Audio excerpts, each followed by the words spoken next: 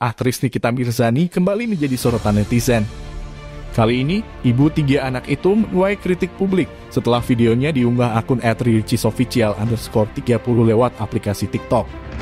Dalam video tersebut, ibu 3 anak itu terlihat mengenakan baju kuning. Dia kemudian membaca niat sholat maghrib dengan suara keras dan tertawa pada bagian akhirnya.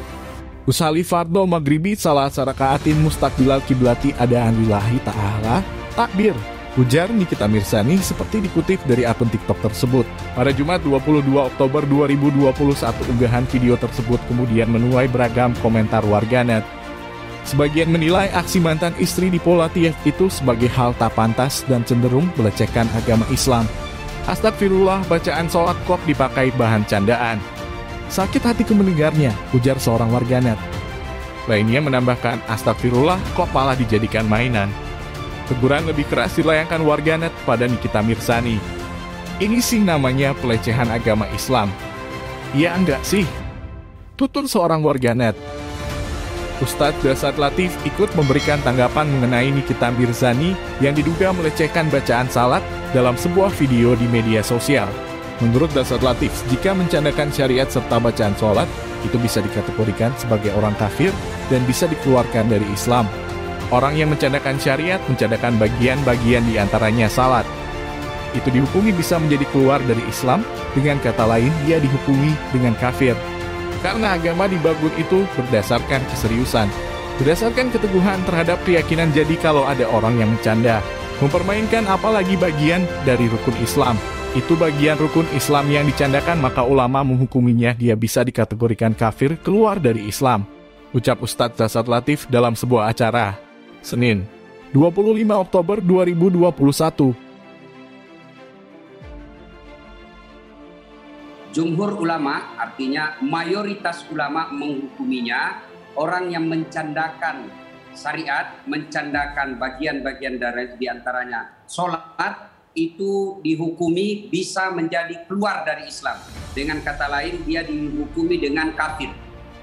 Karena agama dibangun itu berdasarkan keseriusan, agama didirikan itu berdasarkan keteguhan terhadap keyakinan. Jadi kalau ada orang yang mencanda, mempermainkan apalagi bagian dari rukun Islam, itu bagian rukun Islam yang dicandakan, maka ulama menghukuminya dia bisa dikategorikan kafir keluar dari Islam. Justru tidak berkeyakinan orang ini sebagai public figure.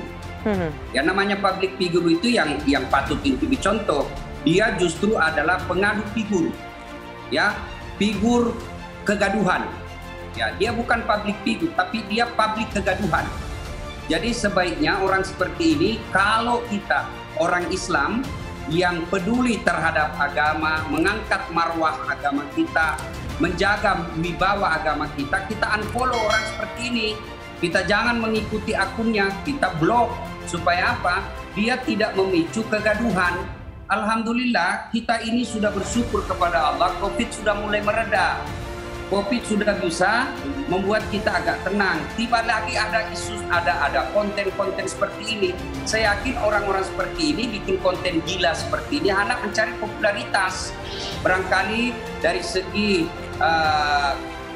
kreativitas positif, aktingnya sudah mulai pudar, kemudian popularitasnya mulai pudar, tidak punya kreativitas yang positif, akhirnya cari yang negatif supaya kembali terangkat popularitasnya. Ada pepatah Arab mengatakan, kalau kau mau terkenal kencingi sumur Zamzam. Ya memang kalau pasti kau terkenal satu dunia kalau mengencingi sumur Zamzam, tapi terkenalmu adalah terkenal dalam hal negatif.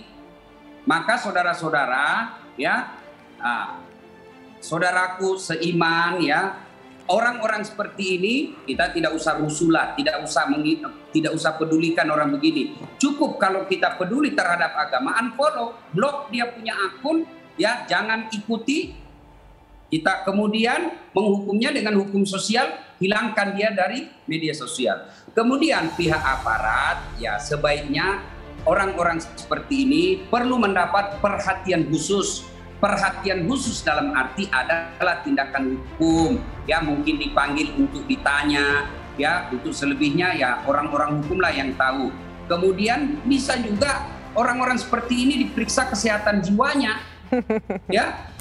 Orang sakit jiwa itu tidak berarti gila. Orang sakit jiwa itu kan ada tingkatan-tingkatannya. Gila itu sudah parah. Tetapi orang seperti ini saya yakin ada gangguan jiwa karena selalu menganggap hiburan, selalu mencari popularitas dari hal-hal negatif. Itu kan abnormal namanya. Ya, saya doakan mudah-mudahan orang seperti ini mendapat hidayah dari Allah sehingga dia bisa, kalaupun nanti akan wafatnya dia sudah mendapat hidayah dari Allah Subhanahu wa taala. Auzubillahi min dzalik. Meskipun tidak ada yang laporkan polisi, kalau melihat kasus seperti ini, ya mungkin ada riak-riak, ada potensi keributan, ada potensi yang mengganggu kemaslahatan umat, ya polisi saya kira harus proaktif untuk memanggil apa motifnya mempermainkan ajaran agama seperti ini, ya tentu perlu digali apa motifnya sehingga polisi sebaiknya proaktif memanggil.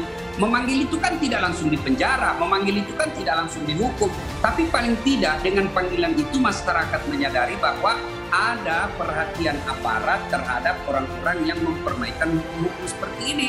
Kalau kita menuntut hal ini seperti orang seperti ini dituntut, orang seperti ini dilakukan pemanggilan, tidak berarti kita radikal, tapi ini kita berupaya untuk menjunjung tinggi kemuliaan sebuah agama.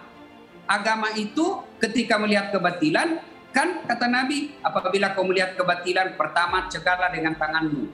Tangan ini simbol kekuasaan. Ya, pemerintahlah di sini. Kita masyarakat tidak boleh main hukum, main hakim sendiri. Kemudian tidak bisa pabilizani dengan lisanmu. Lisan di sinilah ulama, aktivis dakwah. Kemudian tidak bisa itu kata Nabi, tegurlah dalam hatimu. Tegur dalam hati ini wujud konkretnya unfollow. Jangan ikuti akunnya, blok akunnya. Itulah selama-lama iman.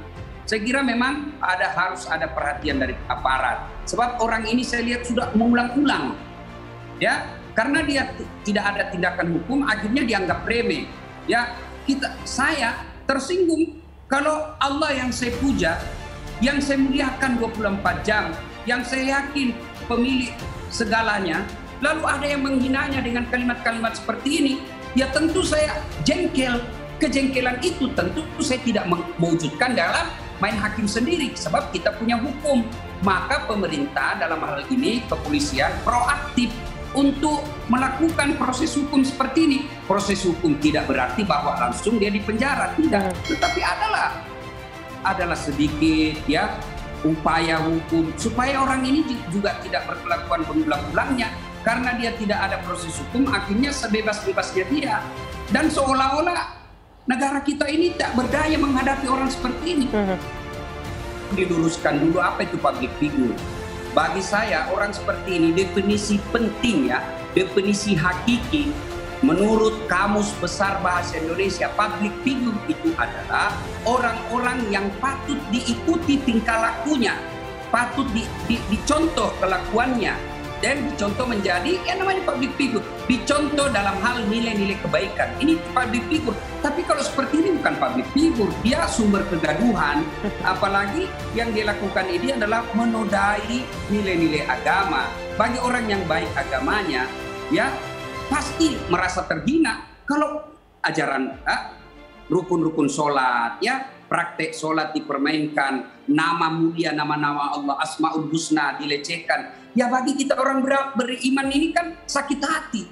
Tapi sakit hati kita kan tidak boleh main hakim sendiri. Maka negara ini kita harap mewakililah sakit hatinya umat ini agar orang seperti ini dikenakan hukum.